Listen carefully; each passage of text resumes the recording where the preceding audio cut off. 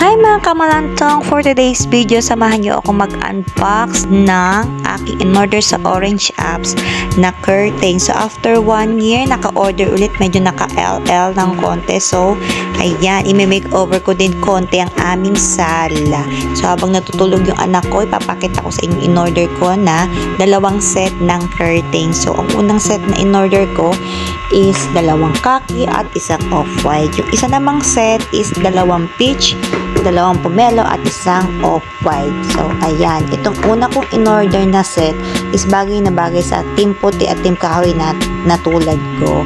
So, ayan. Pero ngayon, may ko-contrast muna ako sa aming sala kasi mahilig talaga ako sa mga pastel color talaga. So, ayan. Ayan ang kulay khaki na makapal ang tela niya at makapal na mura pa. So, bagay na bagay talaga yan sa team puti, team kahoy yung unang set na in-order ko. So, pangalawa is yung pomelo at yung peach at yung off-white. So, ayan siya. So, ang color of the 2024 daw is apricot. So, malapit sa peach kaya tamang-tama pala yung pagka-order ko ng curtain. So, ganyan sana ang gagawin ko.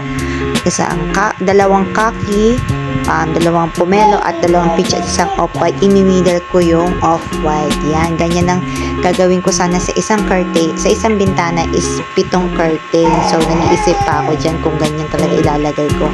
Pwede rin naman ganito. Ayan, naka-middle naman ng off-white at pomelo naman at khaki. Then, meron din peach lang, off-white at khaki. So, ayan po yung in-order ko na unang na-set. Yan. So, nag-decide na lang ako na lagay muna sa curtain. Sa bintana namin is yung peach, khaki at off-white. Ayan ang aming sala. I-makeover ko din yan. So, thank you for watching. Bye-bye!